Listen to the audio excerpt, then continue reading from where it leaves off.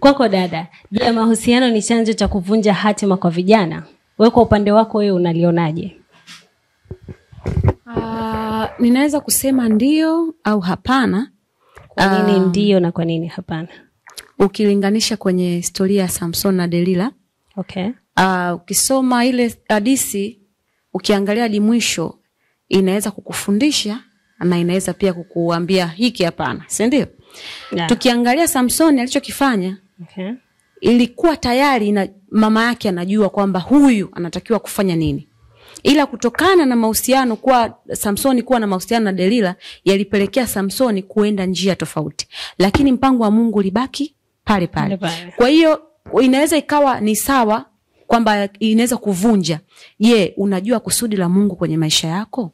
Je, unajua wewe ulitaka kuwa nani? Kumbuka kwanza nini ambacho ulitakiwa kufanya na wewe kuwepo mahali hapo. Kwa sababu kuna wengine wanaanza kuanguka na wasiinuke tena, wakaona kwamba basi nimeharibu na basi. Kwa hiyo inaweza kuwa chanzo au isiwe chanzo. Nirudi kwako kaka. Wewe unaonaje kwa upande wako?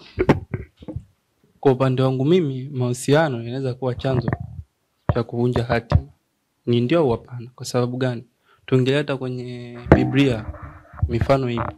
Kiangalia Daudi alimtamani mke wa askari wake. Mwisho wa siku akampelekea askari vitani, akafa. Tayari amevunja hatima ya yule mwanaume. Mbeleni huwezi jua alikuwa anataka awe nani na mke wake, wamepanga nini. Kwa hiyo ikafika hatima ya yule mwanaume ikavunjika kwa sababu alienda vitani na akafa. Na kitu hicho hata Mungu naye akupenda, walipopata mtoto, yule mtoto naye akaja akafa. Kwa hiyo hatima inaweza ikavunjwa kwa maana mahusiano yanaweza kavunja hatima au yasivunje. Tunaangalia tu ni chanzo kipi, yani nini chanzo cha mahusiano hayo. Asante. Na ni kwa nini tumeweka sana hapa kwa upande wa vijana? Ni sababu gani hasa hatima nyingi zinavunjika kipindi mtu akiwa level hii ya vijana? Sababu hasa inakuwa ni nini hapo? Asante. Kwenye kipindi cha ujana, maana kabla haujawa baba au haujawa mama, ni lazima uanze kwanza kwenye ujana, au kabla hujafikia hatua ya uzee lazima uanze kwenye ujana. Na kwenye ujana ndipo ambapo wanasema ujana ni maji ya moto. Kwa hiyo unapokuwa kijana, pale ndo palipo na msingi wa mahusiano. Hakuna mahusiano ambayo yanaanziaga uzeeni. Labda kama yalikuwepo, lakini huenda walitudanganya. Lakini mara nyingi huaga mahusiano yanaanzia ukiwa bado kijana.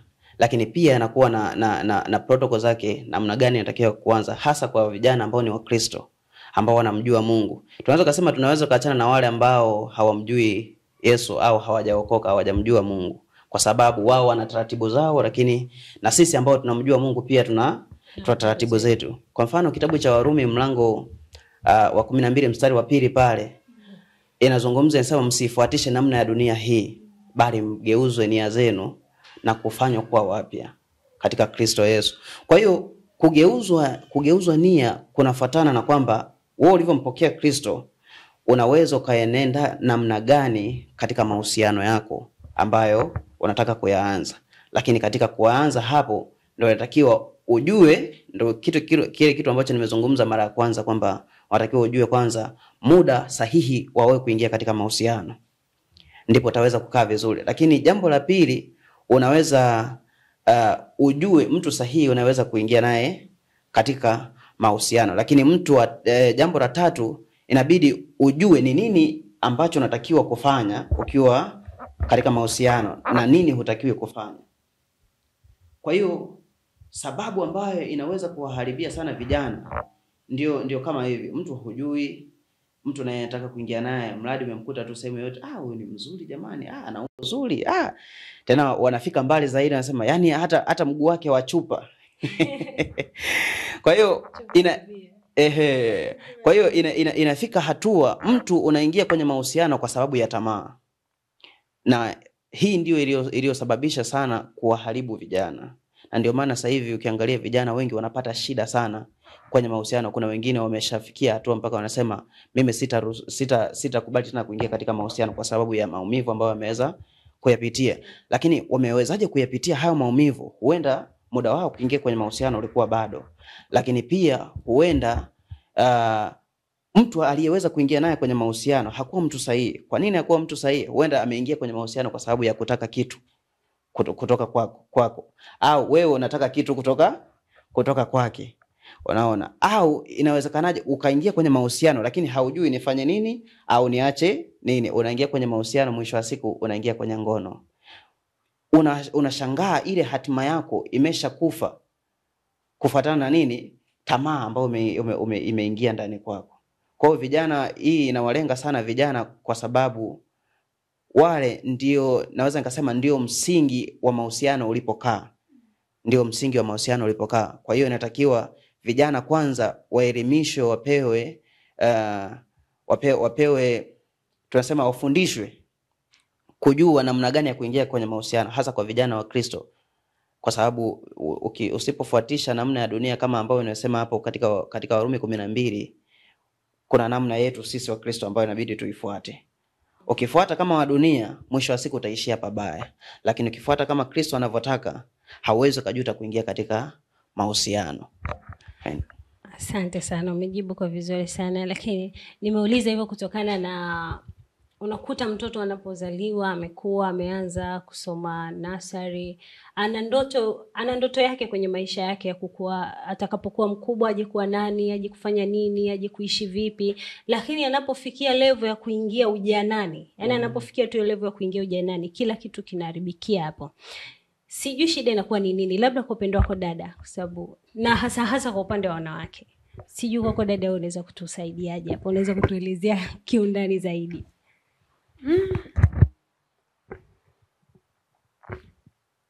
Naweza kusema kwamba baada ya mtoto kukua au binti, kunakuwa kutokana na sasa hivi kuacha zamani tulivyokuwa. Kwa sababu zamani hata kulikuwa na namna, hata ukimaliza shule hakuna namna unaweza ukajifunza kitu kipya kwa sababu mazingira pia hayakupi kujua kitu kipya. Lakini kwa sasa hivi inakuwa ni rahisi kujua kitu kipya. Yaani ukimaliza tu sekondari, dunia inakupokea na kwambia njoo, kuna simu ya smartphone, njoo, hapa kuna namna unaweza kufanya hivi. Kwa hiyo inakufanya utake kujaribu kila kitu. Yaani ujaribu kwamba okay, wakivaa wigi wanajisikiaje, wakipaka lipstick. Kwa hiyo unakuta mtoto amemaliza darasa 7 lakini anajua vitu vingi sana ambavyo mpaka mzazi unashangaa mbona hiki sikumwambia. Ni kwa sababu dunia imempokea, mwambia unajua sasa hivi kuna namna fulani unaweza kufanya hiki, unaweza hivyo. Alafu pia nimeona wazazi wengi wametaka pia watoto wao wajue vitu vingi. Yaani akiwa mdogo, yani huyu anaweza kawa msusi, yani hana kitu specific kwamba mimi nataka wewe labda uwe rubani. Kwa anamchonga mtoto wake kuwa namna hiyo. Kwa hiyo anamwambia tu, huyu naona leo kama atakuwa msusi, kesho huyu atakuwa engineer.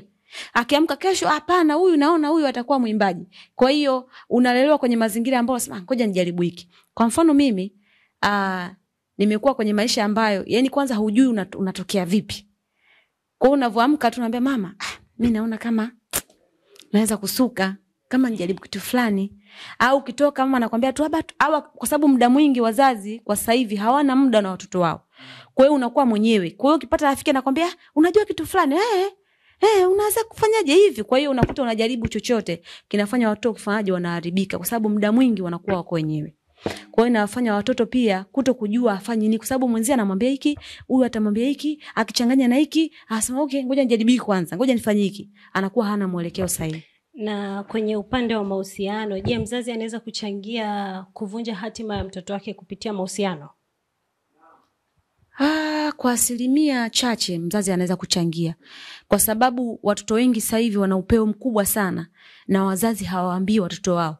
Hawaelezi vizuri kwamba anasubiri mpaka labda shule atasoma, labda ataelezwa, walimu watamueleza kwamba ukifanya hiki utapata mimba, kutoka mimba basi. Ila mzazi kuwa na nafasi yeye kama yeye, kwa sababu nafasi ya mzazi na mwalimu ni tofauti, na nafasi ya ulimwengu kwa mtoto pia ni tofauti, na nafasi ya mchungaji kwa mtoto ni tofauti, na nafasi ya ndugu kwa mtoto pia ni tofauti. Ukiongea naye wewe atakavyoongea na yule ni kitu tofauti. Inawezekana ukajua kwamba amempa chakula sahihi lakini akawa amemchanganyia kwamba lakini unaweza kujaribu, sio mbaya sana. Ndio watu wanasema hivyo. Lakini mwingine anakuambia ndio udada huo, ndio ubinti, usiogope. hivyo. Lakini mzazi anakuambia hapana mwanangu, yani hiki kama umeamua kufanya, fanya kabisa, unaenda tu mbele. Lakini mwingine atakwambia hamna hicho, jaribu tuone kama inaweza kufanya kazi. Kwa hiyo mzazi pia anaweza kuwa chanzo, kwa sababu toka anamlea, kwa sababu mtoto toka akiwa tumboni unaweza kumuongelesha kitu na akakuelewa mzazi kwamba utakuja, dunia iko hivi, watu watakuwa hivi, unataka mwanangu uwe hivi, uwe strong kweli kweli kwa sababu dunia iko hivi. Kwa hiyo mtoto anavozaliwa pia anakuwa anajua kwamba ulimwengu ukoje, kwa sababu toka tumboni mamake ameshaongea naye. Na unavomlea mtoto ndivyo atakavyokuwa. Hakuna utofauti kabisa. Dunia itampa vitu vichache sana, lakini wewe ulemlea ndio atabeba vingi. Nashukuru sana dada. Nirudi kwako kaka. Naomba nichangie hapo na mimi kidogo kwanza. Okay, kwa mfano ambao uko hai kabisa. Imetokea nahisi mwaka jana kama mwezi wa 12 hivi, niliweza kuingia katika mitandao ya kijamii. Niliweza kuona kuna mama mmoja ambaye aliweza kufanya tukio moja ambalo mimi mwenyewe nilistaajabu, nilishangaa sana. Nikasema inawezekanaje, mbona anaharibu hatima ya mtoto wake kwa namna kama hii? Yule mtoto alikuwa anasoma shule na nafikiri alikuwa sekondari. Ilifika hatua, alikuwa ni binti yule mtoto. Alifika hatua yule binti akawa anasema, mama, mimi nimefika kwenye ule umri wangu wa, najua nyie wanawake, kwa hiyo mama yake akawa anamwambia, sasa kama umefika unafikiri mimi nafanyaje? Yule mtoto akawa anamwambia, mama, naomba unisaidie basi hela. Unaona, naomba unisaidie hela ambayo nitaweza kununua hivyo vitu ambavyo nitaweza kujistiri mimi mwenyewe. Mzazi kama alichomjibu akamwambia ni jambo bora linasikitisha sana. Mzazi akamjibu akamwambia, wewe hapo ulipofikia umeshakuwa binti. Unataka kila kitu mimi ndo niwe nakuhudumia. Jiongeze bwana. Unaona? Sasa binti akikaa akifikiria anawezaje kujiongeza na bado ni mdogo, yuko shuleni. Hana ule uwezo wa kujitegemea yeye kama yeye. Lakini mama anamwambia, wewe umeshakuwa binti, unataka kila kitu uelekezwe? Kila kitu unataka uelekezwe, kila kitu unataka ufanyiwe? Vijana wako wengi tu huko mitaani, kawaombe fedha, watakusaidia. Kwa hiyo yule binti akajikuta amejiingiza kwenye makundi ambayo sio sahihi. Mwisho wa siku akaja akapata ujauzito, anarudi nyumbani mama anamfukuza. Kwa hatima yake imeishia. Hatima yake ikawa imeishia hapo, shuleni tena hawezi kaenda. Kwa hiyo mzazi anaweza kachangia ndio kuharibu hatima ya mtoto kwa namna kama hiyo.